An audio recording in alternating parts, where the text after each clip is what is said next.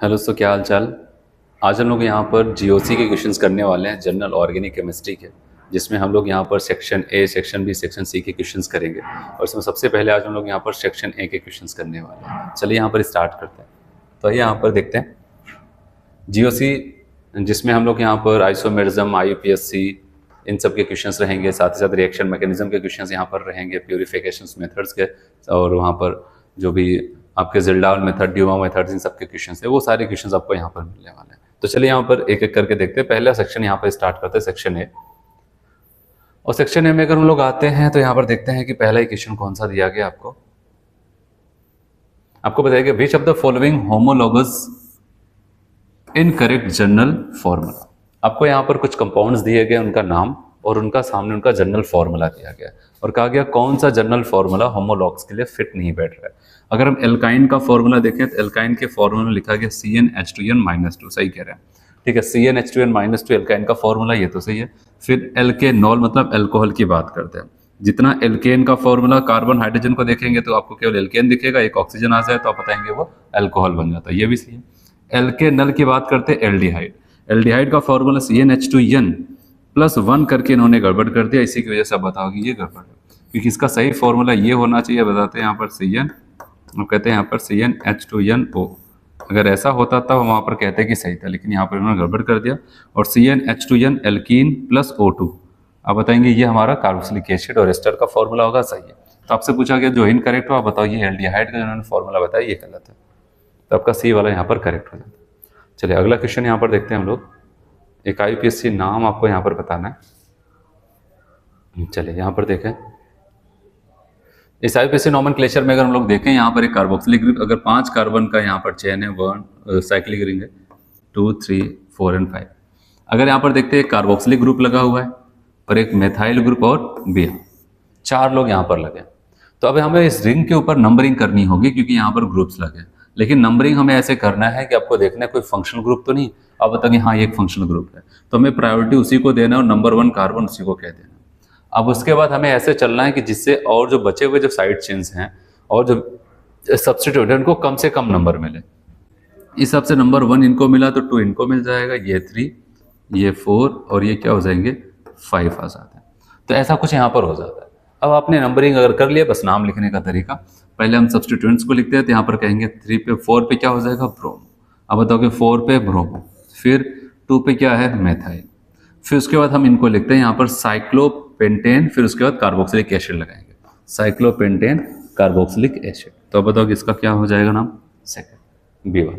और इसमें बड़ी अच्छी बात ये रहती है कि ज़्यादातर आईयूपीएससी क्वेश्चन अगर आपने सही नंबरिंग कर लिया तो आपको लगभग चांसेस हो जाते हैं, 90% चांसेस हो जाते हैं आपके ऑप्शन आ जाते हैं। आपने जैसे यहाँ पर 1, 2, 3, 4 किया तो 4 ब्रोमो करके एक ही ऑप्शन आपको मिला, आपने उसी पे देख लिया, ठीक है। चलो अगला क्वेश्चन देखते हैं। यहाँ पर थर्ड आपसे बोला गया the correct decreasing order of priority of functional group.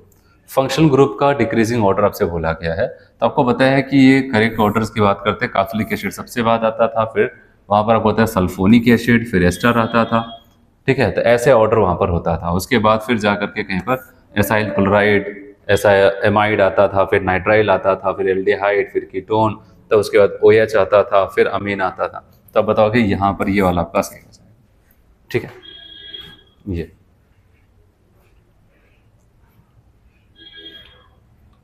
आपसे पूछा था डिक्रीजिंग ऑर्डर, तो ये आपका यहाँ पर सही हो जाता है, ठीक है। चलो अगला देखते हैं हम लोग यहाँ पर, ठीक है। यहाँ पर क्या था SO3H, ठीक है आगे था, लेकिन यहाँ पर COCl से पहले OH को लगाकर इन्होंने गड़बड़ किया, तो इसकी वजह से ये गड़बड़ हुई, यहाँ पर इसे तो साफ साफ गड़बड़ है। चलो अगला देखते हैं। अगर हम इसका देखते हैं यहाँ पर, what is the आईयूपीएससी name of the following. Benzene के ऊपर कंपाउंड्स यहाँ पर जुड़े हुए हैं। तो सबसे पहले मैंने आपको बताया था पढ़ाते समय ही कि आपका पहला टारगेट होना चाहिए कि हम देखें कि बेंजीन के ऊपर जितने भी लोग जुड़े हैं कोई फंक्शनल ग्रुप तो नहीं। आपको कि हाँ ये एक फंक्शनल ग्रुप, भाई फंक्शनल ग्रुप है तो नंबर 1 उसी बेंजीन वाले कार्बन को देना पड़ेगा जहाँ पर आपका फंक्शनल ग्रुप लगा है।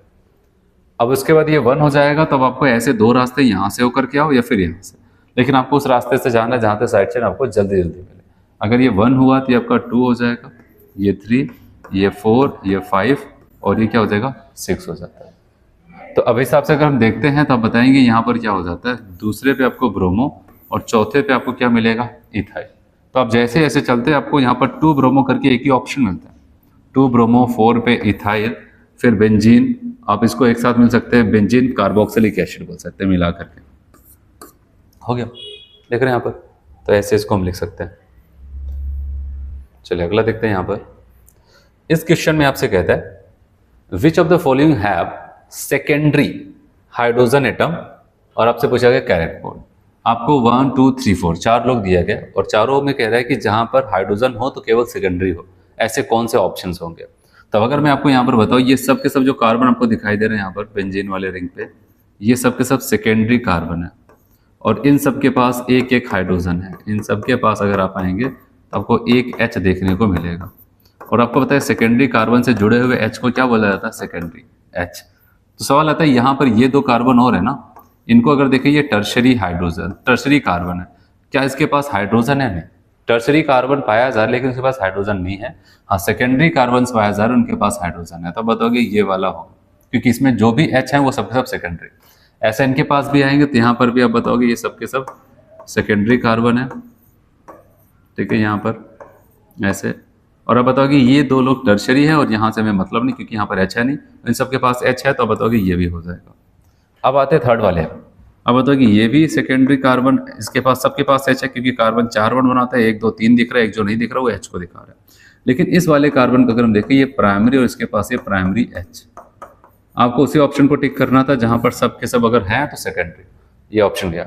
फिर यहाँ पर आते हैं, यहाँ पर इतने तो आपकी आदत पड़ गई है, यहाँ पर आप बताओगे ये सब सेकेंडरी और H जो रखेंगे वो सेकेंडरी H हो जाएगा। फिर अगर इस कार्बन की बात करते हैं, आपको बताइए कितने कार्बन 1 और 1 2 से जुड़ा है, तो ये भी सेकेंडरी, इसका H भी सेकेंडरी। तब बताओगे यहाँ पर जो भी है सबके सब सेकेंडरी। तो इस हिसाब से हम बताएंगे पहला, दूसरा और चौथा, पहला, दूसरा और चौथा। तो बी वाला ऑप्शन यहाँ पर करेक्ट हो जाता है। थर्ड वाले को हमने इसलिए काटा क्योंकि यहाँ पर सेकेंडरी H तो था, ऐसा नहीं, लेकिन साथ साथ प्राइमरी था और हमें यहाँ पर लगाना था जहाँ पर ओनली सेकेंडरी हो, इसके अलावा और कोई ना हो। हम इसलिए थर्ड वाले को कैंसिल कर देते हैं। चलिए अगला क्वेश्चन यहाँ पर देखते हैं। कहता है 3 bromo 4 ethyl pentanoyl bromide is not a correct IUPAC name. इसने कहा है कि ये सही नाम नहीं है जो बताया गया। हमने कहा ठीक है, काम करते पहले इसको हम बना ही लेते हैं। यहाँ पर क्या बोला गया, सबसे पहले जब भी आप नाम से स्ट्रक्चर्स को बनाएंगे आपका पहला टारगेट होगा, आप उठा लो वहाँ पर किसको। अब बताओगे यहाँ पर हम देखते हैं पैरेंट चेन, 5 कार्बन के लिए लिखते हैं 1 2 3 4 5 पेंटेनॉइल ब्रोमाइड। इसका मतलब यहाँ पर इस वाले कार्बन को बताओगे ये यहाँ पर भी ये हो जाता है। फिर कह रहा है कि ये आपने लिख दिया, फिर कह रहा है इसके तीसरे कार्बन, देखो फंक्शनल ग्रुप है, पहला कार्बन 1 2 थे, तीसरे पे कह रहे ब्रोमीन लगा दिया, चलो लगा दिया। फिर कह रहे चौथे पे इथाइल लगाना, अगर ये 1 है, ये 2, ये 3, ये 4, चौथे पे अगर हम इथाइल लगा देते तो सवाल आता है जो नाम लिखा उससे स्ट्रक्चर तो बना दिया, लेकिन अगर उसी स्ट्रक्चर का फिर से नाम लिखे क्या वही आएगा, आप बताओगे नहीं। क्योंकि अगर आप देखेंगे इसमें पेंटोइल बोला गया 1 2 3 4 5, लेकिन अगर चौथे कार्बन पे उसने इथाइल लगा दिया, जाहिर सी बात इथाइल होने का मतलब क्या 1 2 3 4 5 6, इसका मतलब यहाँ पर पेरेंट चेन जो होती वो 6 कार्बन का होना चाहिए था, ठीक है, और इन्होंने 5 कार्बन का बनाया, इसका मतलब ये नाम गलत था। यहाँ पर 4 पे क्या, आप बताओगे 3 पे ब्रोमो, 4 पे इथाइल हेक्सेनोइल ब्रोमाइड होना चाहिए था, अगर इस नाम को आप बता रहे हैं। इसका मतलब नाम गलत है, उसने कहा है कि हाँ गलत है, तो मतलब स्टेटमेंट सही कह रहा है कि ये नाम गलत लिखा गया था। फिर दूसरा कहता है कि selection of carbon chain in 3 bromo 4 ethyl pentanoyl bromide is not according to IUPAC। सही कह रहा है, क्योंकि यहाँ पर आपने जो कॉमन नेम जो यहाँ पर पेरेंट चेन का सिलेक्शन किया तो वो गलत किया था, वो भी सही है। तब बताओ कि दोनों स्टेटमेंट सही है, तो हम कहेंगे स्टेटमेंट फर्स्ट स्टेटमेंट सेकंड दोनों करेक्ट है, तो हम यहाँ पर ए वाला लगाएंगे। चलिए अगला देखते हैं। यहाँ पर क्वेश्चन नंबर 7 में आपसे बोलता है how many total number of stereo isomers are possible in the following compounds. देखो स्टीरियो आइसोमरिज्म की बात करता है, जब भी मैंने कहा था अगर स्टीरियो की बात करें आपके माइंड में दोनों आना चाहिए, ज्योमेट्रिकल और क्या आना चाहिए, ऑप्टिकल, ठीक है, ज्योमेट्रिकल ऑप्टिकल दोनों आना चाहिए।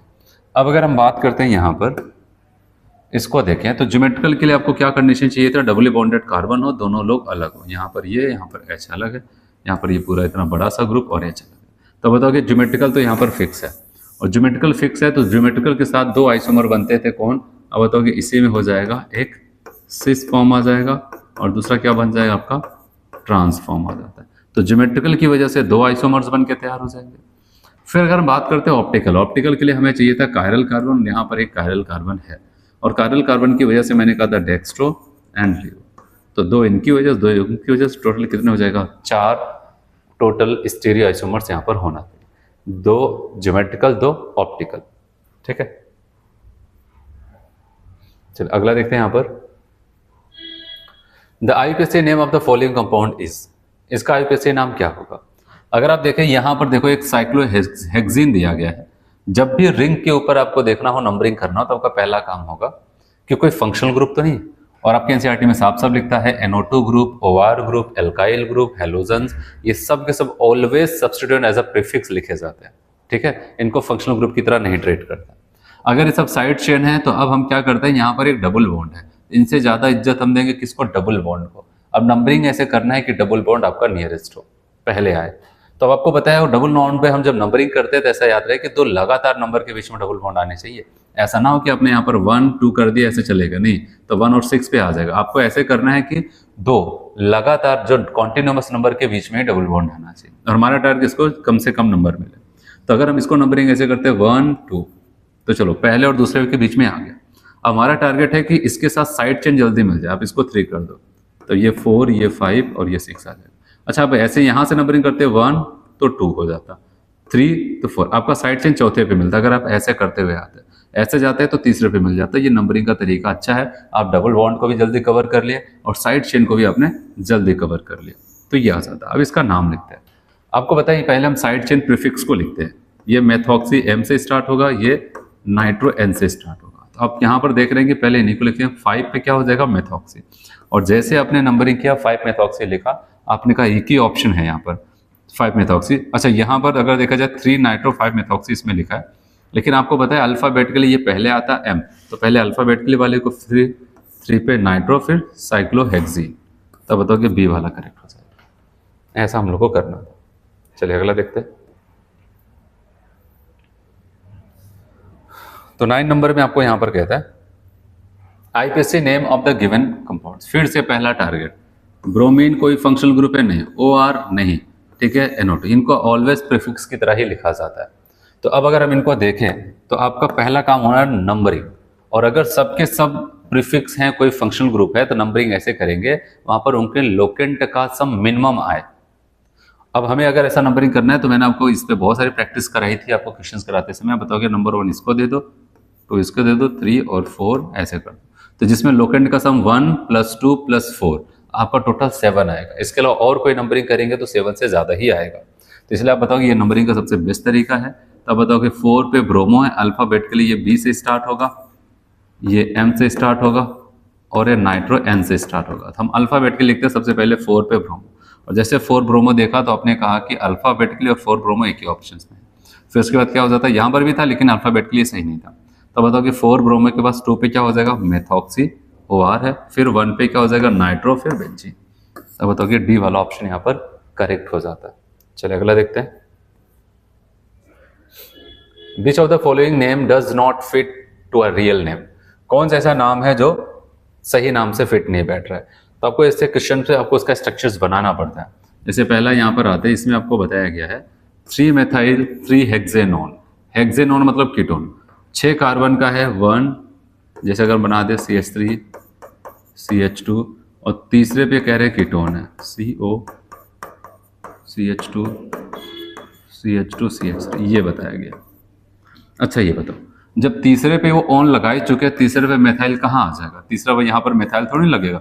अब बताओगे बैलेंस तो इसकी कंप्लीट है, तो अब बताओगे ये कभी भी नहीं हो सकता है कि 3 मेथाइल हो और 3 पे कीटोन भी हो, कीटोनिक ग्रुप पे कोई मेथाइल ग्रुप रखे, नहीं, ये तो खुद यहाँ पर CO ये खुद यहाँ पर होता है, और इसमें आप खुद देखेंगे ऐसा कुछ होगा ही नहीं।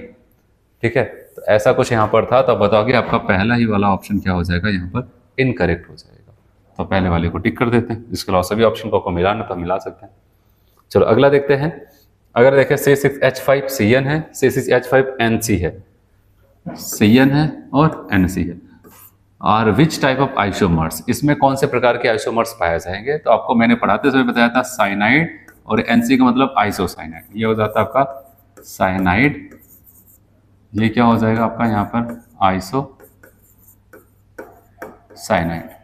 साइनाइड और आइसोसाइनाइड, ऐसा कुछ हो जाता है। साइनाइड आइसोसाइनाइड ऑलवेज क्या हो जाएंगे यहाँ पर बताओगे, ये फंक्शनल आइसोमर होते हैं। जैसे मैंने आपको बताया था प्राइमरी सेकेंडरी टर्सरी अमीन भी ऑलवेज एक दूसरे के फंक्शनल आइसोमर होते हैं, ऐसे साइनाइड आइसोसाइनाइड भी फंक्शनल आइसोमर होते हैं। चलो अगला देखते हैं,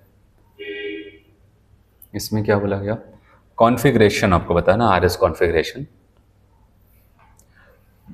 देखो यहाँ पर 2 कायरल कार्बन, एक यहाँ पर एक यहाँ पर है, इन्हीं के ऊपर हमें क्या करना है, कॉन्फ़िगरेशंस बताना।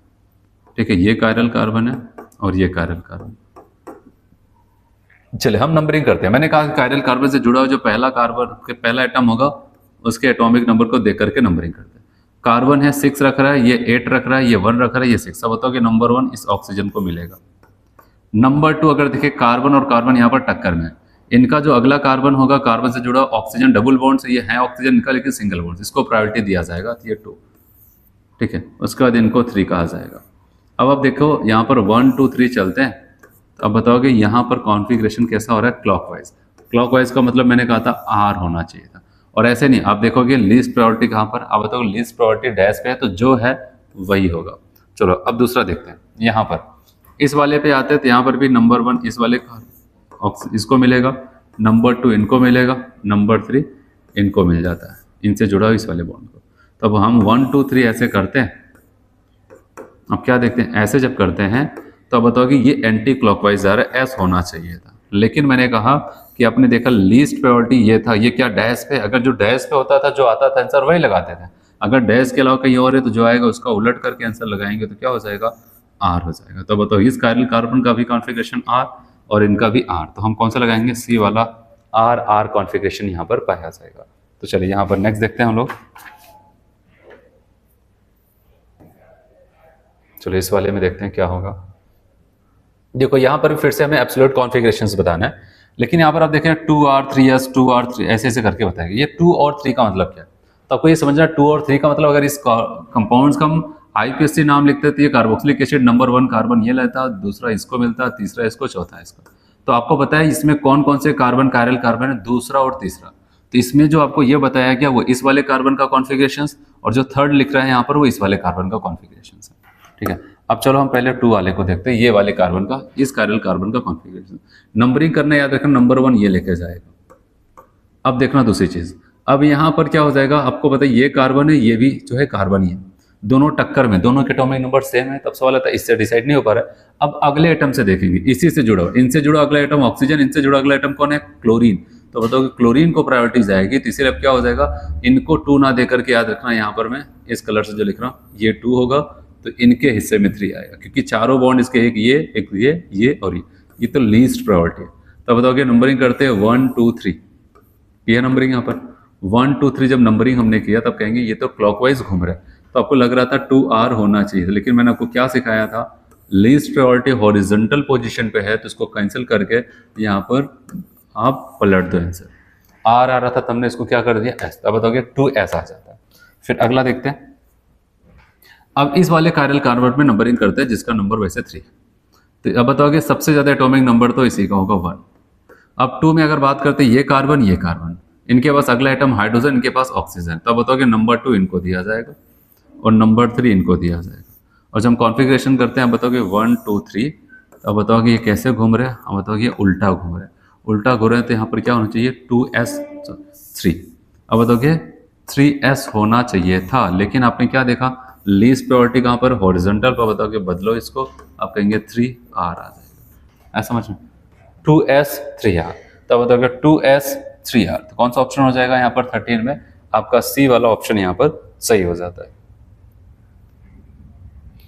2S 3R, ये D वाला हो जाएगा ना, 2S 3R, तो D वाले ऑप्शन में 2S 3R D वाले मैच कर रहा है, तो D वाले को टिक करते हैं। चलिए अगला देखते हैं। यहाँ पर पूछा गया in which of the following functional group isomers is not possible. कौन सा ऐसा है जो फंक्शनल ग्रुप आइसोमर्स नहीं देगा, functional group isomers is not possible. ठीक है, कहाँ पर फंक्शनल ग्रुप आइसोमर नहीं पॉसिबल होगा? तो अब बताओगे एल्कोहल किसके साथ देता है? ईथर के साथ। एल्डिहाइड कीटोन के साथ। साइनाइड अभी बताया आइसोसाइनाइड। एल्किल हैलाइड कोई फंक्शनल आइसोमरिज्म नहीं देता, अब बताएंगे सी वाला ही। चलो अगला देखते हैं। Which of the following compound show metamerism? और मेटामेरिस के लिए आप देख रहे हैं बाईवेलेंट फंक्शनल ग्रुप है। मैंने आपको एक कंडीशन बताई थी, याद है? मैंने कहा था अगर फंक्शनल ग्रुप है, फंक्शनल ग्रुप के इधर और इधर कार्बन की अगर चेन है आर आर है, अगर बाईवेलेंट है, तो मैंने कहा था आर प्लस आर डैश का सम, इन दोनों साइड कार्बन की चेन का अगर सम करे, फंक्शनल ग्रुप वाले में छोड़ करके इधर और इधर जो लगे बस उन्हीं का ही काउंट करते हैं, मिनिमम 4 होना चाहिए तभी दे पाएगा। मिनिमम 4 कार्बन होगा तभी वो दे पाएगा। मिनिमम 4 कार्बन होगा तभी दे पाएगा। अब अगर आते हैं यहाँ पर देखो, ये हमारा कीटोनिक ग्रुप है, ये तो फंक्शनल ग्रुप है। इधर कितने हैं? 1 और इधर कितने हैं? 2। बताओ कितना हो जाएगा? 3। तब बताओगे नहीं, हमें कम से कम 4 चाहिए। अब यहाँ पर आओ, देखो सल्फर कह रहा हूँ, इसको कहते हैं थायो ईथर। इधर आप बताएंगे 2 और इधर आप बताएंगे 2, तो 2 और 2 कितना हो जाएगा? 4। टिक कर देते। चलो और ऑप्शन को मैच करें। इधर 1 इधर 1 नहीं, इधर 1 इधर 2 3 तक पहुंचेगा नहीं, तो बताओगे बी वाला ही ऑप्शन आपका करेक्ट हो जाता है। फिर से ये वाला क्वेश्चन देखो, अगर हम देखें ये कौन सा आपको पता है? टोटल यहाँ पर 3 और 2 5, सॉरी 2 और 1 3 कार्बन, 1 नाइट्रोजन और हाइड्रोजन जो भी है। अब बताओ ये सेकेंडरी अमीन है, इसको कहते हैं सेकेंडरी अमीन। और यहाँ पर आते हैं, इस नाइट्रोजन पे 3 एल्काइल ग्रुप लगे तो इसको कहते हैं टर्शरी अमीन हो जाता है। और अभी थोड़ी देर पहले मैंने आपको बताया प्राइमरी सेकेंडरी टर्शरी अमीन अगर आपस में सेम मॉलिक्यूलर फॉर्मूला रख रहे हैं तो हम उसको क्या बोलेंगे? वहां पर ये एक दूसरे के फंक्शनल आइसोमर्स होंगे। क्या हो जाएंगे? फंक्शनल आइसोमर होंगे। अब बताओगे बी वाला ऑप्शन यहाँ पर करेक्ट हो जाएगा।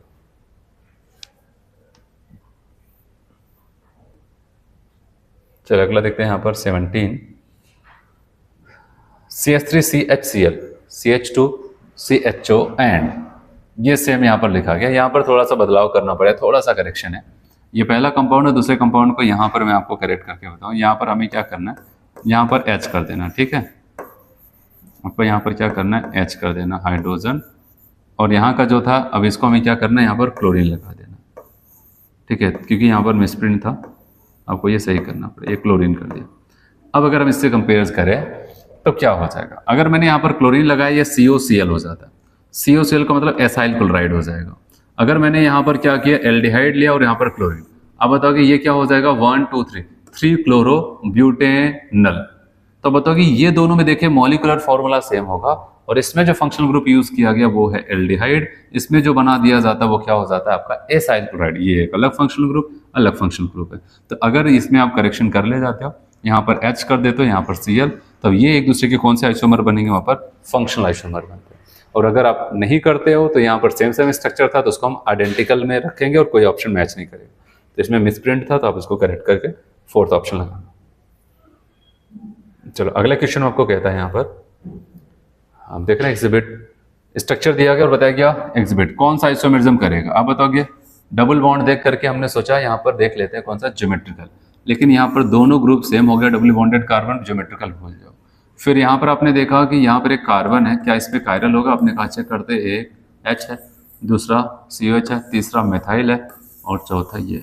अब बताओ कि चारों के चारों अलग है। जब चारों के चारों अलग हो जाते हैं इसका मतलब ये कायरल है। जब ये कायरल हुआ तो आपके पास केवल एक ही आइसोमरिज्म बचेगा, कौन सा? ऑप्टिकल, ठीक है? तो हम यहाँ पर ऑप्टिकल वाले को टिक करते हैं।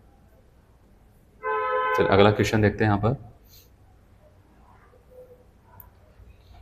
Total number of structural isomer possible for the 6th member, 6 member का क्या? Alkane homologous series is 6 member का बोल रहा है। अगर आपको याद हो मैंने पढ़ाते समय आपको बताया C4 अगर H10 आ जाए, C5 H12 आ जाए, C6 H14 आ जाए, C7 H16 आ जाए और C8 H18 आ जाए, तो ये अगर आपको याद हो मैंने कहा था इसमें टोटल 2 स्ट्रक्चर आइसोमरिज्म मिलेंगे हम, या फिर चेन आइसोमर भी बोल सकते हैं। इसमें मैंने कहा था 3 आ जाएगा, इसमें आपको बताया था 5 आ जाएगा, और इसमें आपको बताया था, यहाँ तक तो आपको बताया था। इसके बाद मैंने कहा आप याद कर सकते हैं, यहाँ पर 9 था, यहाँ पर 18 था। ऐसे अगर C9 H20 की बात करते हैं तो आपको बताया था यहाँ पर 35 था, और इसे अगर C10 H22 की बात करते हैं तो मैंने कहा 75। और आपको ये भी बताया था मैक्सिमम टाइम ज़्यादातर जो पूछे गए हैं यही वाला पूछा गया है।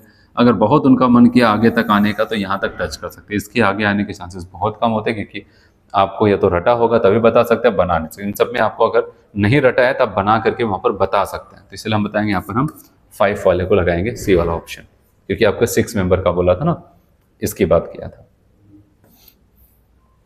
अब बना करके भी देख सकते थे इसको। Meso compounds do not show optical activity, क्यों?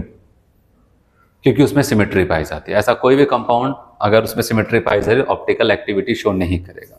तो यहाँ पर मीजो कंपाउंड की खास बात थी कि इनके पास कायरल कार्बन थे एक से ज्यादा, उसके बावजूद वहां पर क्या हो जाता, प्लेन ऑफ सिमेट्री की वजह से आधा हिस्सा राइट घुमाना चाहता था, आधा हिस्सा सेम पावर के साथ लेफ्ट घुमाना चाहता था। ड्यू टू इंटरनल कंपनसेशन, अब बताओगे वो किसी भी डायरेक्शन में नहीं घूम पाया, तो इसलिए अब बताओगे they do not contain chiral carbon, गलत बोल रहा है, रखता है, तभी मीजो आइसोमर्स की बात करते हैं। They have non super imposable mirror images, ऐसा कुछ नहीं, ठीक है, ये एनेंशियोमर की डेफिनेशन की बात कर रहे हैं। They contain plane of symmetry, ठीक है, यही चीज है, यहाँ पर प्लेन ऑफ सिमेट्री पाई जाती है इसी की वजह से, और कहीं पर भी प्लेन ऑफ सिमेट्री पाई जाएगी तो ऑप्टिकली इनएक्टिव सब्सटेंस हो जाएगा।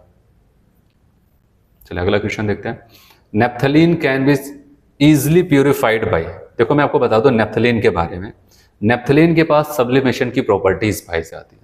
अगर आप उसको हीट करेंगे तो वो नेप्थलीन क्या हो जाता है कि आप बताओगे वो अपने लिक्विड फॉर्म से डायरेक्ट वहां पर पहुंच जाएगा, कहाँ पर, सॉलिड। जैसे आपने देखा है कि टॉयलेट वगैरह में यूज किया जाता है, नेप्थलीन बॉल्स यूज किए जाते हैं ना, तो ऐसा रखे जाते हैं, वो वेपराइज होते रहते हैं, मतलब अपने सॉलिड से डायरेक्ट वेपर में जाते रहते हैं। ये प्रॉपर्टीज पाई जाती है। नेप्थलीन कहीं पर है तो हमारे पास यही होगा कि हम क्या करते हैं उसको सब्लिमेशन टेक्निक से ही अलग करें, क्योंकि ऐसा कोई भी सब्सटेंस जिसके पास सब्लिमेशन की प्रॉपर्टीज होगी उन सबको हम क्या करते हैं सब्लिमेशन टेक्निक से ही यूज वहां सेपरेट करते हैं। चलो अगला देखते हैं। यहाँ पर कहा गया aniline and chloroform are easily separated by the technique.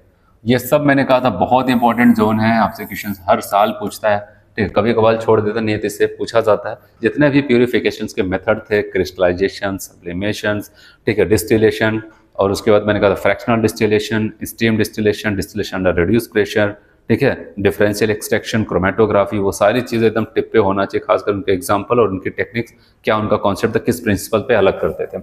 चलिए बताइए कि एनिलीन और क्लोरोफॉर्म की बात करते हैं, तो मैंने कहा था याद रखना इनके बीच में बॉइलिंग पॉइंट का डिफरेंस अच्छा खासा होता है, तो उसको हम डिस्टिलेशन या फिर सिंपल डिस्टिलेशन भी नाम बोलता है। तो बात है कि अगर केवल डिस्टिलेशन लिखता है तो सिंपल डिस्टिलेशन की ही बात की जा रही है, तो इस टेक्निक से इसको हम सेपरेट करते थे। चलो अगला अगर हम लोग बात करते हैं, which of the following distillation is used if difference in boiling points of two liquids is not match. दो ऐसे लिक्विड नॉट मच, ठीक है, अगर ऐसे दो सब्सटेंस है जिनके बॉइलिंग पॉइंट में बहुत ज्यादा, नॉट मच मतलब बहुत ज्यादा डिफरेंस नहीं है, 100 है एक तो 20 नहीं, पता चला एक 40 है दूसरा 50 है, बहुत क्लोज है, तो उनके बॉइलिंग पॉइंट्स का डिफरेंस बहुत कम है, तो हम कौन सी टेक्निक का यूज करते हैं, तो बताओ फ्रैक्शनल डिस्टिलेशन। तो उन दोनों को हम क्या करते हैं, बहुत उनकी वेपर्स को बहुत सारे फ्रैक्शन से, रुकावट से पास कराते थे, फिर उसमें जिसका बॉइलिंग पॉइंट कम था उसकी वेपर ज्यादा ऊंचाई तक पहुंची तो वही बाहर निकल पाता था। पढ़ाते समय सब कुछ बताया, तो आप बताओगे फ्रैक्शनल डिस्टिलेशन। चलो अगला देखते हैं हम लोग यहाँ पर, ग्लिसरॉल, बहुत बार पूछा हुआ क्वेश्चन है। Glycerol can be separated from spent lye in soap industry, पूरी एनसीईआरटी की लाइन को यहाँ पर लिख दिया गया, और इसमें मैंने आपको बताया था कि कहाँ पर यूज किया जाता है। अब बताओगे कि ये डिस्टिलेशन अंडर रिड्यूस्ड प्रेशर, क्योंकि मैंने कहा था डिस्टिलेशन अंडर रिड्यूस्ड प्रेशर का टेक्निक का यूज तब किया जाता है जब कोई ऐसा सब्सटेंस हो जो अपने बॉइलिंग पॉइंट्स और बिलो द बॉइलिंग पॉइंट्स के टेम्परेचर पे ही वो डिकम्पोज कर जाए। तो हम क्या करते हैं वहां पर बाहर से क्या करते हैं, जो एटमॉस्फेरिक प्रेशर है या फिर जो सराउंडिंग प्रेशर उसको रिड्यूस कर देते थे, जिससे कि वो सब्सटेंस अपने बॉइलिंग पॉइंट से ही कम टेम्परेचर पे क्या करे, बॉइल कर जाए, उसको आसानी से हम सेपरेट कर पाए।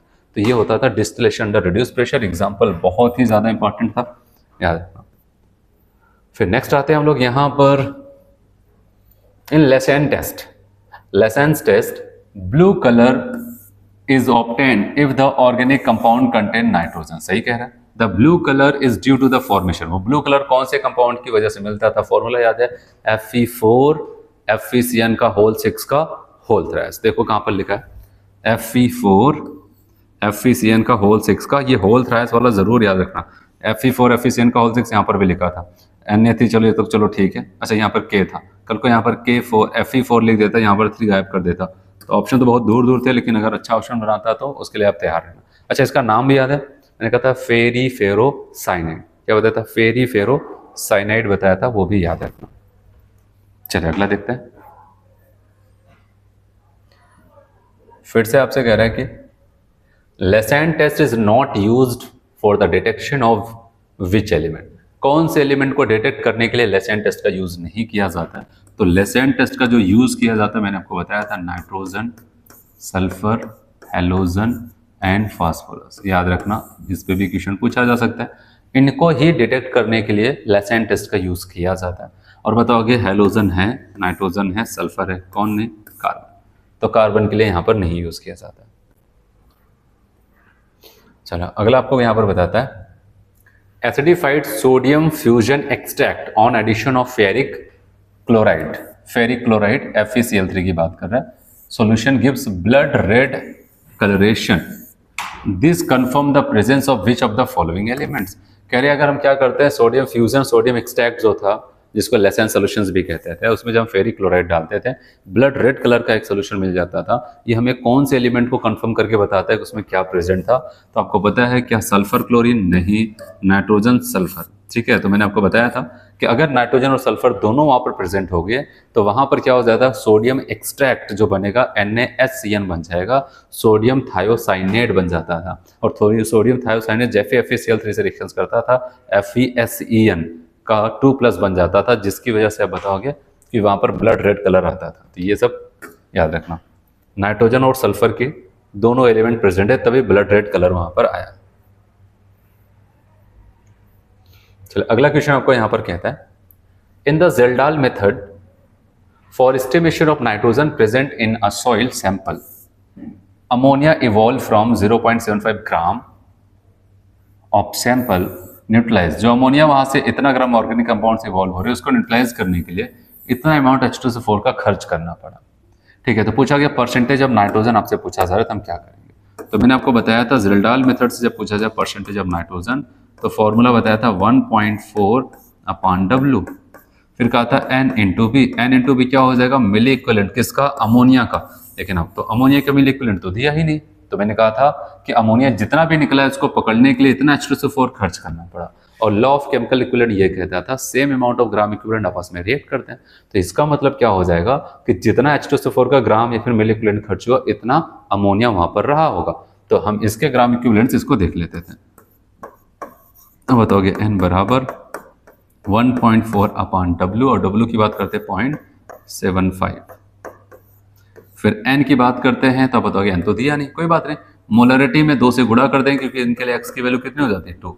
अब बताओगे 1 × 2 बन गया नॉर्मेलिटी, × 10 आ जाएगा। ये बस रख करके सॉल्व करते हैं हम लोग, और सॉल्व करके जब आप देखेंगे यहाँ पर परसेंटेज ऑफ नाइट्रोजन आ जाएगा 37.33 हो गया। यहाँ पर ये था। तो मैंने आपको एक ट्रिक भी बताया था। ट्रिक क्या बताया था आपको याद है? मैंने कहा ये फॉर्मूला देखना, जब आपको कभी भी जेल्डाल मेथड का क्वेश्चन आए और उसमें केवल आपको H2SO4 का ही अमाउंट दिया जाए तो ये फॉर्मूला यूज करना। और क्या बताया था, अगर H2SO4 के साथ साथ NaOH भी आपको दिया जाए तो आपको बताया था 1.4/W, W ऑर्गेनिक कंपाउंड का मास है। उसके बाद आपको बताया था N1V1 - N2V2 कर लेना था। ठीक है ये, और यहाँ पर मैंने कहा था N1V1 क्या हो जाएगा, ये H2SO4 का अमाउंट होगा, और N2V2 क्या हो जाएगा, NaOH। क्योंकि H2SO4 में से NaOH को घटाएंगे तो जो बचेगा वो यूरिया, वहां पर क्या हो जाएगा, अमोनिया का ग्राम इक्विवेलेंट होता था। तो ये आ जाएगा यहाँ पर। ठीक है, तो आपका पहला वाला यहाँ पर सही था। ठीक है, चलो नेक्स्ट देखते हैं। यहाँ पर Kjeldahl method can not be use to estimate nitrogen for which of the following compound. पता है कि जेल्डाल मेथड किसके लिए यूज नहीं किया जाता है, तो आपको मैं बता दूं किसके लिए यूज नहीं किया जाता। पढ़ाते समय कहा था NO2, ठीक है, nitro compound, double bond N मतलब इसको क्या बोलते थे, एजो बोलते थे, और नाइट्रोजन इन रिंग, जैसे एग्जांपल मैंने कहा था पेरिडीन वगैरह, फिर कोई और दे दिया जाए, अगर nitrogen in ring, azo compound और NO2, इनको छोड़ करके आप किसी के साथ कर देंगे तो हम वहां पर देखेंगे कि वहां पर जेल्डाल मेथड यूज हो। तो बताओगे NO2 आया, हटा दो इसको यहाँ पर।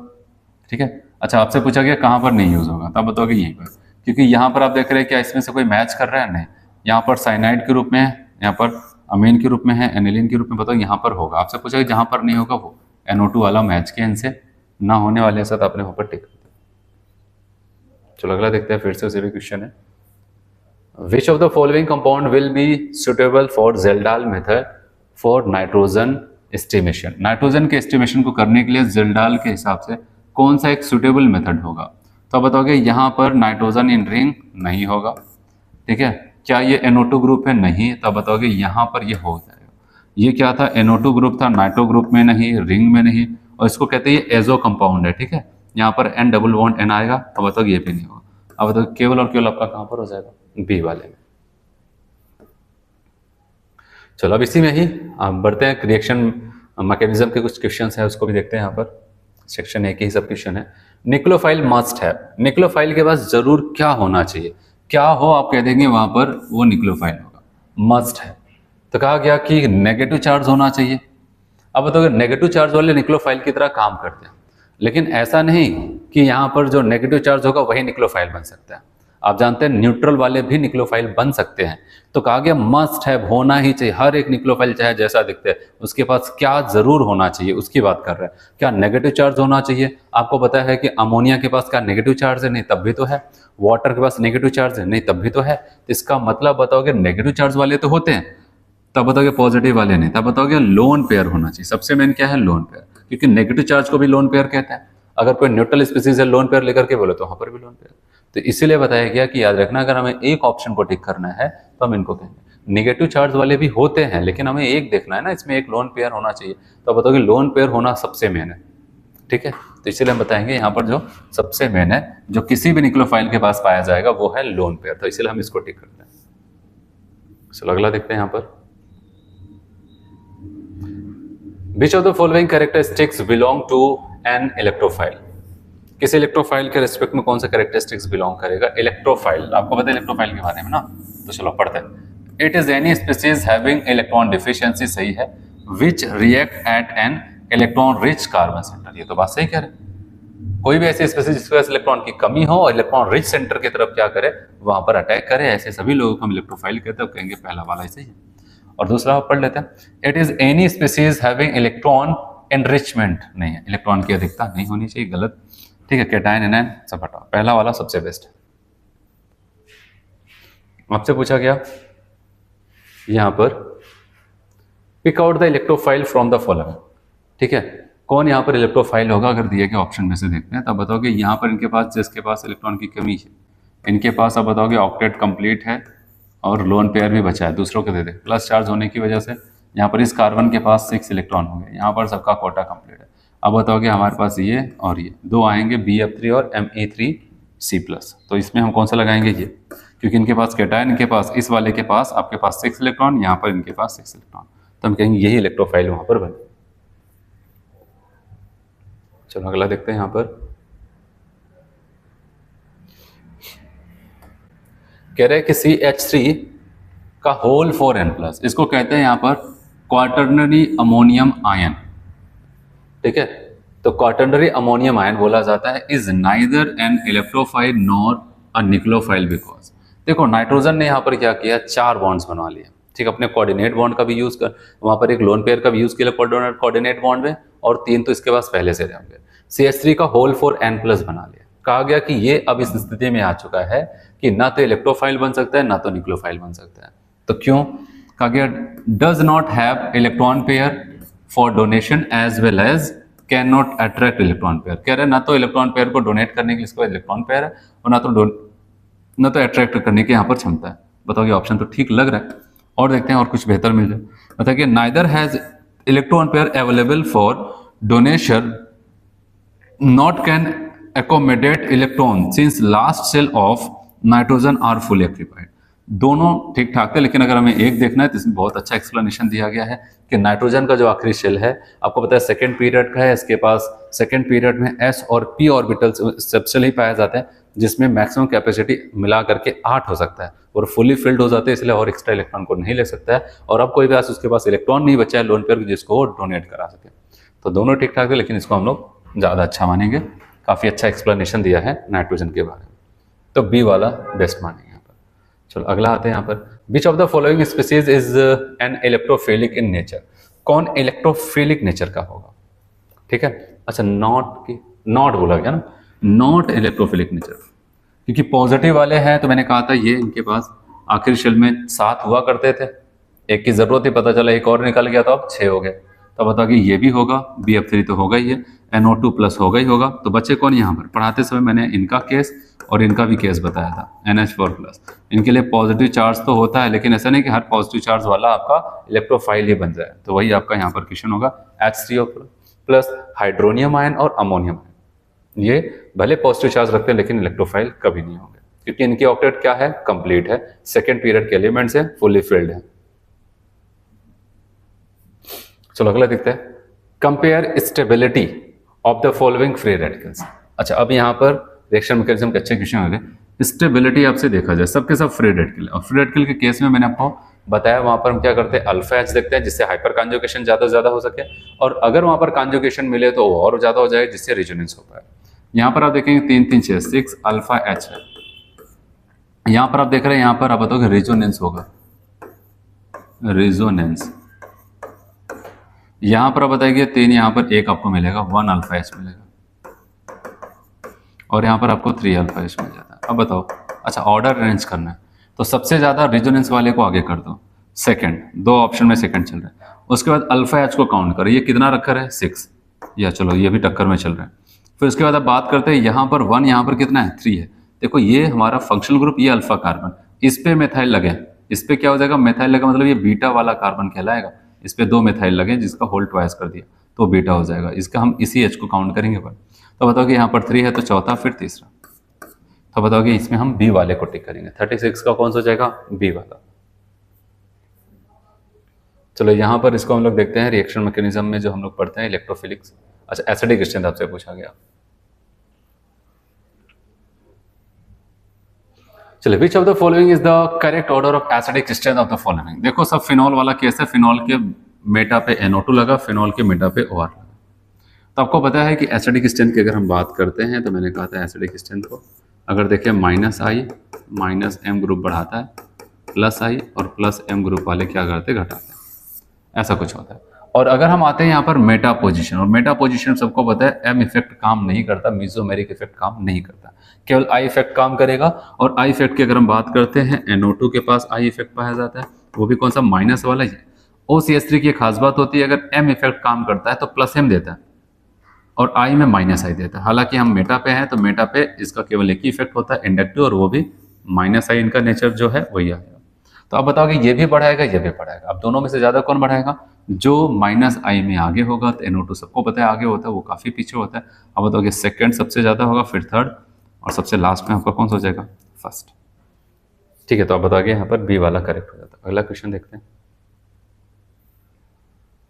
38, the correct order of increasing stabilities for the following carbocation. ठीक है, इस कार्बोकेटाइन के लिए आपसे यहाँ पर पूछा जा रहा है, the correct order of increasing stabilities for following carbocation is. अब आप बताओगे एलाइल कार्बोकेटाइन की बात करते हैं तो ये सब मैंने आपको शुरू में ही बताया था, इसको कहते हैं CH2 डबल बॉन्ड CH, यहाँ पर CH2 प्लस, ठीक है CH होगा ना, यहाँ पर CH2 प्लस, ये एलाइलिक है। कार्बोकेटाइन में बोला गया ना नियोपेंटाइल कार्बोकेटाइन, इसका स्ट्रक्चर बनाना। नियोपेंटाइल का मतलब आपको पता है एक कार्बन के पास आपको कितना, 4 कार्बन से जुड़ा हुआ दिखना चाहिए, और इसी को कहेंगे नियोपेंटाइल कार्बोकेटाइन। ये रहा। फिर क्या, बेंजाइल कार्बोकेटाइन, ये हो जाता है एरोमेटिक वाला।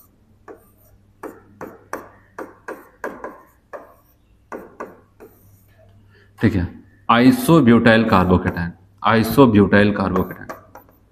CH3 CH CH3 CH2 plus, इसको कहते हैं आइसोब्यूटाइल। दूसरे कार्बन पे आपको मेथाइल ग्रुप दिख रहा है और इसी पे आपको कैटायन मिलेगा, आपको आइसोब्यूटाइल कार्बोकेटाइन। तो अब अगर हम आते हैं, हमसे यहाँ पर पूछा गया correct order of increasing stability, तो सबसे ज्यादा यहाँ पर रेजोनेंस हो रहा है, ठीक है, यहाँ पर आएगा। तो अब बताओगे आपका कौन सा, थर्ड वाला। उसके बाद यहाँ पर भी आपको कॉन्जुगेशन मिलेगा तो फर्स्ट आ जाएगा, सबसे ज्यादा थर्ड। देखो 3 ऑप्शन थर्ड कर दिया, उसके बाद फर्स्ट, उससे कम कौन सा हो जाएगा। अगर आप देखो यहाँ पर फोर्थ वाले में आपको 1 दिख रहा है, और कहाँ पर नियोपेंटाइल में आपको 1 भी नहीं दिख रहा है, ये अल्फा कार्बन 1 भी H नहीं। तो आप बताओगे यहाँ पर हम क्या करते हैं, सबसे ज्यादा कहेंगे थर्ड, उसके बाद फिर किसका नंबर आ जाएगा, आपका फर्स्ट। तो ये दोनों ऑप्शन तो गए काम से, ठीक है, तो फर्स्ट आ जाएगा। क्योंकि उसके बाद फिर आपका कौन आ जाएगा फोर्थ, जिसके पास अभी आपको यहाँ पर 1 अल्फा एच तो मिल रहा है, ये देखो ये 1 अल्फा एच मिल रहा है। फोर्थ फिर सबसे कम यहाँ पर आप बताएंगे सी वाला ऑप्शन यहाँ पर लगाना पड़ेगा। ठीक है, सी वाला। पहले हम एरोमेटिक करेक्टर, उसके बाद फिर क्या होता है कांजो रिजोनेंस देखते हैं, इन दोनों में रिजोनेंस पाया जाएगा। और उसके बाद इन दोनों में हम कंपेयर करते हैं अल्फा एच, ये फंक्शनल ग्रुप है तो अल्फा कार्बन है, इसके पास एक भी एच नहीं, ये फंक्शनल ग्रुप अल्फा कार्बन है, इसके पास एक एच है। तो बताओगे इन दोनों में आगे ये हो जाएगा, ये पीछे हो जाएगा, तो आपका थर्ड वाला हो जाता है। चलिए अगला क्वेश्चन देखते हैं यहाँ पर। The decreasing order of reactivity towards electrophilic substitutions of the following compound is. The decreasing order of reactivity towards electrophilic substitution of the following compound is. Electrophilic substitutions की आपको बात करते हैं तो मैंने आपको बताया था, अगर इलेक्ट्रोफिलिक सब्स्टिट्यूशन रिएक्शंस की बात करते हैं तो मैंने आपको बताया था, ऐसे इसको लिखते थे इलेक्ट्रोफिलिक सब्स्टिट्यूशंस। मैंने कहा था कि जो प्लस आई प्लस एम ग्रुप होते हैं वो उसको बढ़ाना चाहते हैं और माइनस आई माइनस एम उसको डिक्रीज करना चाहिए, इस हिसाब से आता है। अगर यहाँ पर CH3 का देखते थे, मैंने कहा तो वैसे तो प्लस एम में रखता था, लेकिन अगर हम बात करते हैं यहाँ पर माइनस आई ग्रुप होता है, उसका डोमिनेटिंग था। और NO2 की बात करते हैं, ये आपका माइनस एम हो जाएगा, और CH3 की बात करते हैं इसको प्लस एम की तरह ट्रीट करते हैं। तो सबसे ज़्यादा आपको कहाँ पर दिखेगा, ये दो जगह घटेगा, ये दो जगह क्या हो जाएगा इलेक्ट्रोफिलिक सब्स्टिट्यूशन घटेगा। तो चौथे में बढ़ेगा और इसमें जितना था उतना रहेगा, इन दोनों में घटे, इसमें कम घटेगा, इसमें ज़्यादा घटेगा, क्योंकि ऑर्डर में आगे होता है। तो बताओगे यहाँ पर सबसे पहले हम किसका नंबर लगाएं, सबसे ज़्यादा फोर्थ, दो ऑप्शन, उसके बाद फर्स्ट, दोनों ऑप्शन है। अब ये दो जगह घटेगा, यहाँ कम घटेगा क्योंकि क्लोरीन क्या हो जाता है माइनस आई में थोड़ा पीछे है, और प्लस एम में इसका पावर प्लस एम माइनस आई में दोनों आगे होता है। तो बताओगे हम यहाँ पर 2 फिर 3 बोलेंगे, तो यहाँ पर हम सी वाला ऑप्शन करेक्ट करेंगे। तो बताओगे यहाँ पर फोर्थ, फिर उसके बाद क्या आ जाएगा आपका फर्स्ट, फिर सेकेंड, फिर थर्ड आ जाएगा। तो ये इलेक्ट्रोफिलिक सब्स्टिट्यूशन का कॉन्सेप्ट होगा।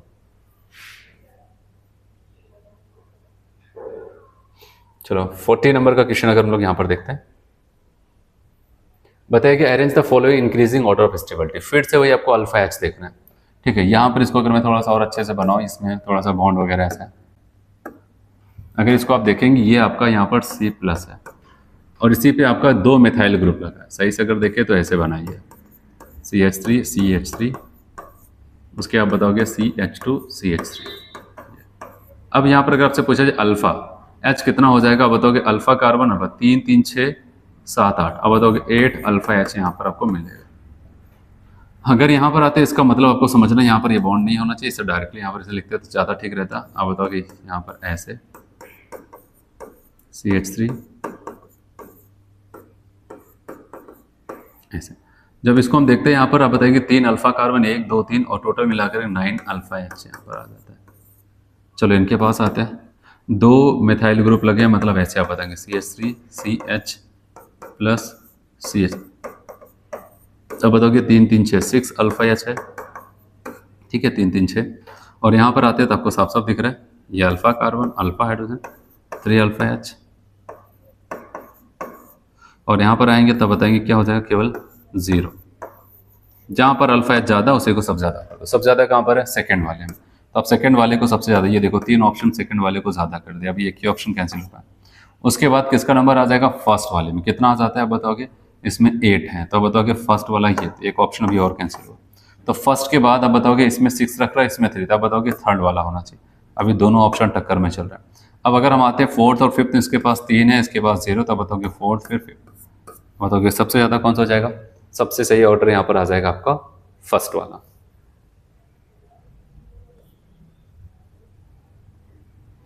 अगले क्वेश्चन में आपको कहता है which is the most stable compound among the following. सबसे ज़्यादा स्टेबल कौन सा होगा। अगर हम देखें यहाँ पर दो ऐसे हैं साइक्लोहेक्सेन आपस में एक दूसरे से जुड़े हुए हैं ना, ऐसे इस टाइप का है, कहीं पर डबल बॉन्ड, अच्छा दोनों में डबल बॉन्ड है। तो हमसे पूछा गया सबसे ज़्यादा स्टेबल कौन होगा। देखो ऐसा कभी भी आता है हम वहाँ पर ये देखेंगे, क्योंकि डबल बॉन्ड्स अगर है बड़ी अच्छी बात है, लेकिन डबल बॉन्ड जहाँ पर ज़्यादा कॉन्जुगेशन हमें प्रोवाइड कर पाएंगे तो वहीं पर हम कहेंगे वो ज़्यादा स्टेबल होगा। जैसे अगर हमें यहाँ पर बताऊँ, यहाँ पर आप बताएंगे डबल सिंगल सिंगल डबल, कोई कॉन्जुगेशन है। कॉन्जुगेशन मतलब डबल हो फिर सिंगल हो फिर डबल हो फिर सिंगल हो, ऐसा जहाँ तक जाएगा वहाँ पर कहेंगे डबल और पाई टू पाई कॉन्जुगेशन पाया जा रहा है। इनका भी नहीं, इसमें कोई कॉन्जुगेशन नहीं। इसमें अगर हम लोग देखें ऐसे कह सकते हैं डबल सिंगल डबल, तो बताओगे 1 2 3, ऐसा आपको कॉन्जुगेशन देखने को मिल रहा है, अच्छी बात है। फिर अगर हम यहाँ पर आते हैं, इसमें कहेंगे double single double single double, तो बताओगे यहाँ पर अगर देखा जाए 1 2 3, 3 के 3 पाई बॉन्ड कॉन्जुगेशन में, यहाँ पर केवल 2 है, यहाँ पर एक भी नहीं है, तो सबसे ज्यादा कॉन्जुगेशन आपको कहाँ पर देखने को मिल रहा है? सी वाले। तो बताओगे सी वाला यहाँ पर सबसे ज्यादा स्टेबल होगा। चलो अगला देखते हैं, यहाँ पर कहता है which one of the following is not true regarding electrophilic effect, electromeric effect. Electromeric effect के लिए कौन सी चीज यहाँ पर सही नहीं बताई गई है? तो चलो देखते हैं। It result in the appearance of partial charge, नहीं, अगर आपको याद हो तो मैंने आपको बताया था, अगर मान लेते हैं यहाँ पर CH3 CH double bond CH2 है, यहाँ पर कोई पार्शियल चार्ज नहीं आता था, कंप्लीट ट्रांसफर होता था इलेक्ट्रॉन का, ठीक है। ये कंप्लीट चार्ज यहाँ पर पार्शियल बता करके पहले ऑप्शन पर उन्होंने गलत किया। इसके अलावा और सुन लेते हैं, या टेम्पररी इफेक्ट है, सही है, 4 इफेक्ट पढ़ते थे, 4 में से यही एक इफेक्ट आपका क्या होता है? टेम्पररी, इसके अलावा सब permanent. Operate on multiple bond, हाँ जाहिर सी बात, क्योंकि ये जो पाई बॉन्ड्स होता है वही टूटता था, पाई बॉन्ड तभी होगा जब मल्टीपल बॉन्ड्स होगा। It require an attacking region, हाँ अटैकिंग रीजन की प्रेजेंस में ही पाई बॉन्ड की शिफ्टिंग किसी एक एटम पे होती थी, तो इलेक्ट्रोमेरिक इफेक्ट कहते थे। ये तीनों स्टेटमेंट से ही पहला वाला ही रॉन्ग था, उसी को टिक करके आगे बढ़ते हैं। एग्जाम्पल ऑफ इलेक्ट्रोफाइल, इलेक्ट्रोफाइल का कौन सा एग्जाम्पल है? अब देखो, अगर मैं आपको बताऊं, अमोनिया के पास कहा जाए इलेक्ट्रॉन लोगे, नाइट्रोजन कहता नहीं मेरे पास खुद इलेक्ट्रॉन पड़े। वाटर से कहा जाए, कह रही नहीं मेरे पास इलेक्ट्रॉन खुद पड़े। अच्छा यहाँ पर देखते हैं, इसको कहते हैं प्राइमरी अमीन, इसके पास भी इलेक्ट्रॉन। अगर SO2 को देखें, SO2 ये नहीं कहेगा मेरे पास इलेक्ट्रॉन पड़े, लेकिन कहेगा मेरे पास इलेक्ट्रॉन की कमी भी बहुत ज़्यादा नहीं है। कह रहा है कि मेरे पास 6 था और 6 से हमने कितना बना लिया? 12 इलेक्ट्रॉन बना लिया। तो सवाल आता है क्या ये इलेक्ट्रोफाइल बन सकता है? कोई लोन पेयर इसके पास नहीं है, तो याद रखना ये बन सकता है। क्यों? क्योंकि आपको पता है इसके पास क्या हो जाता है? वैकेंट डी ऑर्बिटल है। क्या वैकेंट डी ऑर्बिटल है? जब वैकेंट डी ऑर्बिटल इसके पास पाया जा रहा है तो ये भले 12 है, अगर चाहे तो और भी रख सकता है। अब बताओगे ये सब नहीं, क्योंकि ये सेकेंड पीरियड के एलिमेंट्स थे और इनके पास 8 कंप्लीट था, 8 से ज़्यादा नहीं रख सकते थे। और सेकेंड पीरियड के आगे अगर थर्ड फोर्थ फिफ्थ में जाते हैं तो वहाँ पर वैकेंट डी ऑर्बिटल की अवेलेबिलिटी होती है, जिसकी वजह से अगर वो चाहें तो ज़्यादा इलेक्ट्रॉन भी रख सकते हैं। तो इसमें हमें एक सेलेक्ट करना है, तो हम सी वाले को सिलेक्ट करेंगे।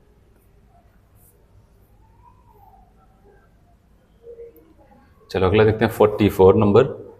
Relative stability of the following carbocation will be in the order. Carbocation की स्टेबिलिटी देखो, वैसे अगर देखते हैं यहाँ पर क्या हो जाता है 0, यहाँ पर 3 अल्फा एच है, और यहाँ पर अगर हम देखते हैं एच की बात छोड़ो, यहाँ पर OR ग्रुप है। OR वैसे क्या हो जाता है आपको पता है, एक माइनस आई इफेक्ट की तरह काम करता है, लेकिन मैंने आपको पढ़ाते समय बताया था इसके पास लोन पेयर है, तो ये क्या हो जाता है, ये कॉन्जुगेशंस बनाता है, जहाँ पर कहीं lone pair to positive charge conjugation.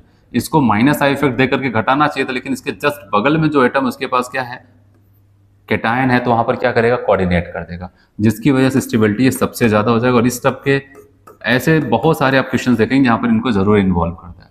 अगर ऐसे बना होता है, याद रखना CH2+ है, फिर यहाँ पर CH2 लिखता, तब OCH3 लगाता।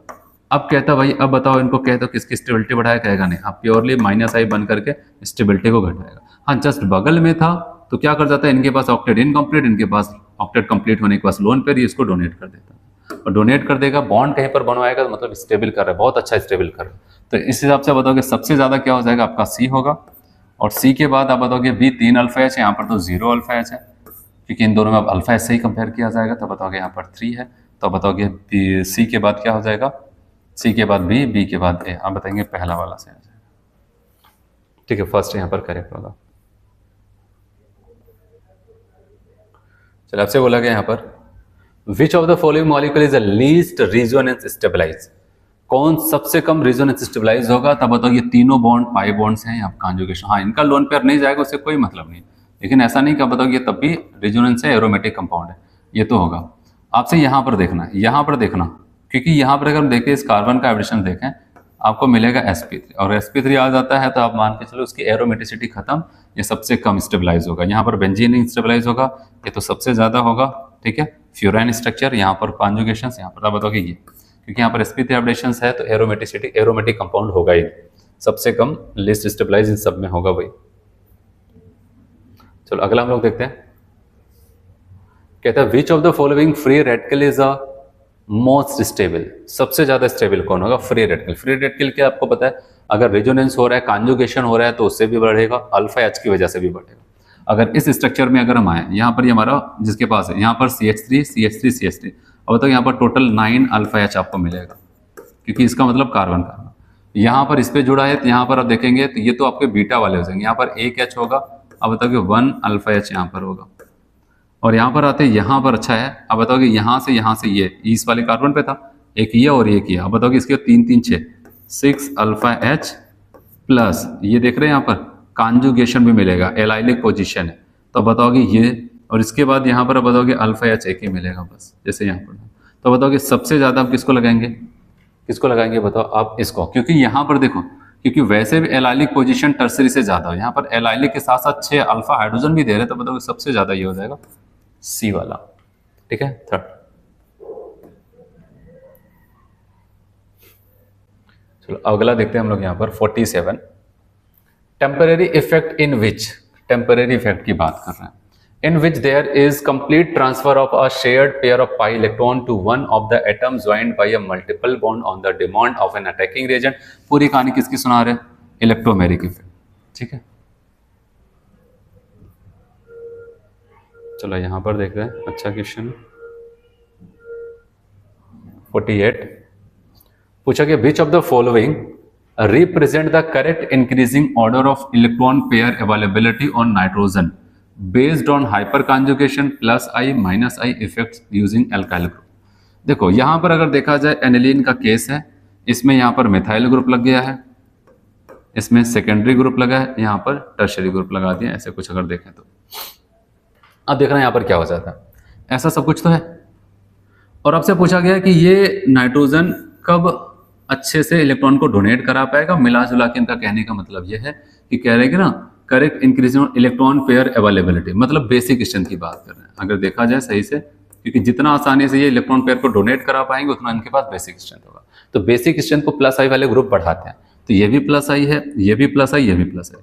लेकिन सवाल आता है कि अगर यहाँ पर देखें ये अल्काइल ग्रुप कैसे बढ़ा देते होंगे, क्योंकि आपको मैंने कहा था हाइपर कॉन्जुगेशन।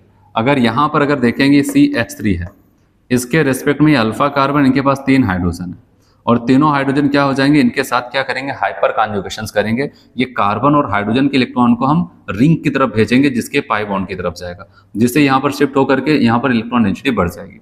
यहाँ पर अगर हम आते हैं, यहाँ पर अगर आप देखेंगे, यहाँ पर आपके पास कितना, जितना अल्फा एच होगा उतना हाइपर कॉन्जुगेशन होगा, और उतना ज्यादा रिंग पे क्या करेगा, इलेक्ट्रॉन डेंसिटी को इसकी तरफ शिफ्ट करेगा। यहाँ पर अगर आएंगे 3 अल्फा एच आपको देखने को मिलेगा, यहाँ पर 1 एच होगा, बताओगे यहाँ पर क्या हो जाएगा, 1 अल्फा एच मिल जाएगा, क्योंकि हम यही वाला कार्बन को देखेंगे, ठीक है, इसके रिस्पेक्ट में अल्फा कहलाएगा, एक ही एच है, ये तो बीटा वाले।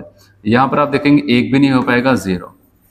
तो अब इस हिसाब से अगर हम देखेंगे तो आपको ये समझ में आएगा कि सबसे ज्यादा अल्फा एच जिसके पास होगा, जिस अल्काइल ग्रुप के पास, वो क्या करेगा, रिंग पे सबसे ज्यादा इलेक्ट्रॉन डेंसिटी भेज करके यहाँ पर इलेक्ट्रॉन डेंसिटी को बढ़ा देगा। तो बताओ किस हिसाब से सबसे ज्यादा हम जाएंगे, तो सेकंड वाले के साथ, फिर यहाँ पर 1 है तो थर्ड, फिर इसके बाद कुछ नहीं है लेकिन इनसे तो ज्यादा ही होगा, अल्काइल ग्रुप है, इसका प्लस आई इफेक्ट भी होगा, तो बताओगे यहाँ पर 4th, फिर इसके बाद 1st। हम इसमें कौन सा लगा देते हैं, डी वाले को टिक करेंगे। चलिए अगला देखते हैं, यहाँ पर कहा गया hyper conjugation involve overlap the following orbitals. कौन से ऑर्बिटल्स की ओवरलैपिंग की वजह से होता है, तो याद रखना सिग्मा टू पाई, ठीक है, क्योंकि मैंने कहा था एल्कीन कार्बोकेटायन और उसके बाद क्या फ्रेट के, तो वो जब बनाता था वहां पर पाई बॉन्ड्स बनाता था ना, पहले सिग्मा बॉन्ड तोड़ करके एक पाई बॉन्ड्स बना लेता था, तो सिग्मा टू पाई कॉन्जुगेशंस में इसको हम रखते हैं। चलो अगला देखते हैं यहाँ पर 50 नंबर का, विच of the following species does not exert a resonance effect. कौन रेजोनेंस इफेक्ट नहीं दे पाएगा, तो बताओगे यहाँ पर देखो फिनोल में दे सकता है। अब बताओगे यहाँ पर की एटम के पास लोन पेयर होगा तो रिंग पे इलेक्ट्रॉन डेंसिटी को भेजेगा, और यहाँ पर आते हैं एनिलीन को भी देखेंगे तो Cl, ये भी आप बताओगे ये रिंग पे इलेक्ट्रॉन डेंसिटी को भिजवाएगा, इफेक्ट देगा। और इनके पास आते हैं ये एनिलीन है, यहाँ पर ये भी क्या करेगा, रिंग पे इलेक्ट्रॉन डेंसिटी भेजेगा। और चौथा अगर हम आते हैं यहाँ पर, इसको कहते हैं एनिलीनियम आयन, NH3+ हो गया। अब इसके पास लोन पेयर नहीं बचा, तो यहाँ पर इन सबके पास लोन पेयर था, रिंग को एक्टिवेट कर देगा, ये एक्टिवेट नहीं कर पाएगा क्योंकि इसका लोन पेयर H को पकड़ने में खर्च हो गया, तो हम डी वाले को बताएंगे, ठीक है, इसमें एक टिक करना है तो हम डी को कहेंगे। चलो अब यहाँ पर देखते हैं correct order of acidic strength और रेस्ट्रिक्शन के ऑर्डर की बात करते हैं, तो याद रखना कि जितने लोग हैं इसमें सबसे सही ये हो जाएगा CH3COH, इनसे भी कम होते हैं HCN, और उसके बाद वाटर, फिर अल्कोहल। ये आपको पूरे एक ऑर्डर बताया तो उसमें याद रखना, HCN को याद रखना, ये किससे ज़्यादा हो जाएगा, कार्बोक्सिलिक एसिड से कम होगा।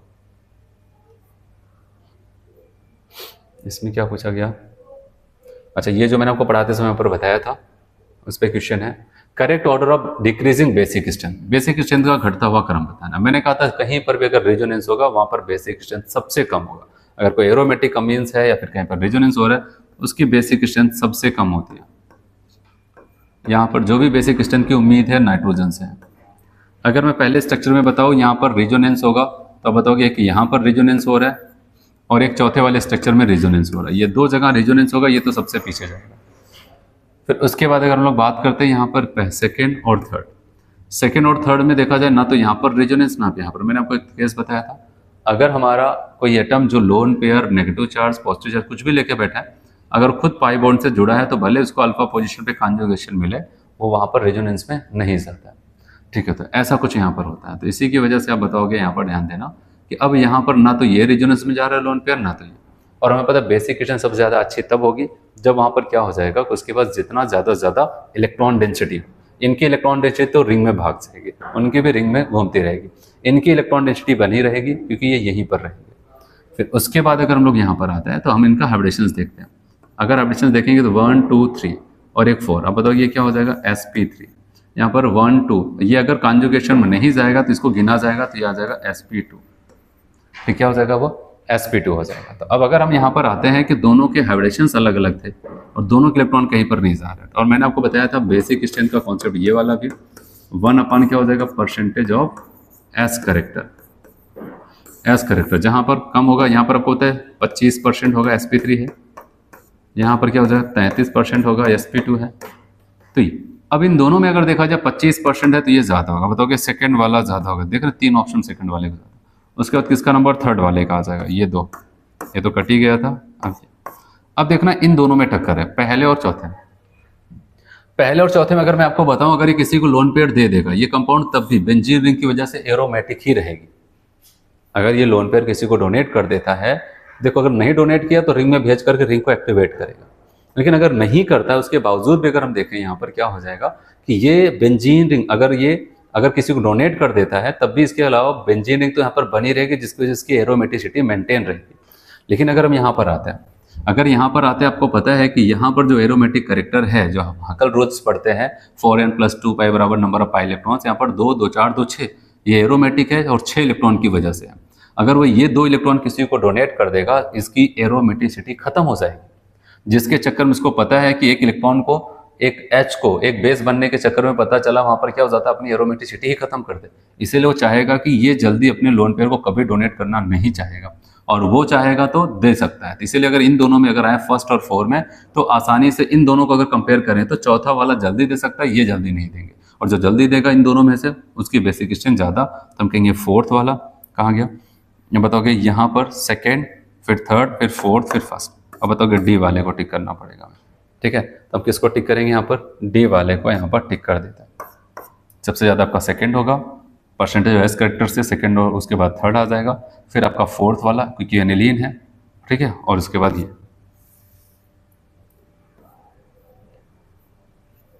चलो अगला क्वेश्चन देखते हैं। कहता है which one is most stable free radical. सबसे ज़्यादा स्टेबल फ्री रेडिकल क्या होगा। फ्री रेडिकल के केस में अगर कहीं पर कॉन्जुगेशन है तो सबसे आगे देते हैं, उसके बाद जितना उसके पास अल्फा एच होगा उतना ज़्यादा होगा। तो चलो अगर पहले वाले केस में आते हैं, ये यहाँ पर है ना, यहाँ पर फ्री रेडिकल, इसके साथ यहाँ पर कॉन्जुगेशन बढ़ रहा है, एलाइलिक पोजीशन, और यहाँ पर 3 और 2 5, 5 अल्फा एच भी इसको मिल जाता है, 5 अल्फा एच और साथ साथ कॉन्जुगेशन। यहाँ पर अगर आते हैं तो इसको कॉन्जुगेशन मिलेगा नहीं क्योंकि अल्फा कार्बन ये बीटा पे है। मैंने कहा अगर अल्फा पे पाई मिलेगा तब कॉन्जुगेशन, यहाँ पर एक एच होगा तो 1 अल्फा एच आपको बहुत ज़्यादा मिलेगा। यहाँ पर आते हैं बताओगे एलाइलिक पोजीशन मिल रही है जैसे कि यहाँ पर था, और यहाँ पर आते हैं बताओगे 3 3 6 3 9 आ जाएगा, 9 अल्फा एच। मैंने कहा सबसे पहले हम प्रेफरेंस किसको देखते हैं, एलाइलिक पोजीशन को। तो बताओगे एलाइलिक के साथ साथ 5 अल्फा एच है, तब बताओगे ये सबसे ज़्यादा, इसमें केवल एलाइलिक है, इसमें केवल अल्फा एच है, इसमें एलाइलिक पोजीशन भी दे रहा है और साथ साथ अल्फा एच भी मिल जाएगा। तब ए वाले को यहाँ पर टिक करते हैं। चलो अगला देखते हैं। 54 arrange the following in correct order of acidic state. उनके एसिडिक स्टेट के हिसाब से उसको अरेंज करना है। और एसिडिक स्टेट का अगर हिसाब आपको लगाना है तो एसिडिक स्टेट मैंने आपको बताया था -I ग्रुप के डायरेक्टली और +I ग्रुप के क्या हो जाएगा, इनवर्सल। तो अगर हम यहाँ पर आते हैं तो आप बताओगे NO2 ग्रुप एक -I ग्रुप है। यहाँ पर देखते हैं वही -I ग्रुप 2 लगा दिए गए हैं, देख रहे हैं। और यहाँ पर अगर हम देखते हैं कि चलो एक ही है, लेकिन यहाँ पर क्या हो जाता है, क्योंकि सब में एक कार्बन साइज कंपेयर करना है। यहाँ पर एक +I ग्रुप, मिथाइल ग्रुप मतलब +I, और यहाँ पर आते हैं एक -I ग्रुप, वही सेम एक और, वही सेम एक और। तो आप क्या बताओगे, जितना ज़्यादा -I ग्रुप उतना ज़्यादा एसिडिक स्टेट। तो सबसे ज़्यादा -I ग्रुप फोर्थ वाले में, तो फोर्थ वाले का सबसे ज़्यादा होगा। फिर उसके बाद आप देखते हैं यहाँ पर सेकेंड वाले में कितने हैं, 2 हैं, तो बताओगे सेकेंड वाला हो जाएगा। फिर उसके बाद अगर हम आते हैं यहाँ पर सेकंड के बाद, याद रखना है इसमें क्या हो जाएगा, एक NO2 ग्रुप जो बढ़ाना चाहेगा, लेकिन थर्ड में आएंगे एक बढ़ाना चाह रहा है और एक घटाना चाह रहा है, क्योंकि प्लस वाला घटाएगा, क्योंकि इसमें आते एक मिथाइल ग्रुप भी मिलता है।